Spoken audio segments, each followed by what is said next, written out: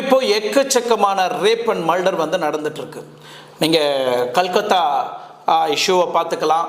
அதுக்கப்புறம் தமிழ்நாட்டில் எக்கச்சக்கமான ஸ்கூலில் பாலியல் வன்கொடுமை, காலேஜில் பாலியல் வன்கொடுமை, ரோட்டில் நடந்து போகிற பெண்களையும் விட்டு வைக்கிறதில்ல, வயசான கிழவிங்களையும் விட்டு வைக்கிறதில்ல.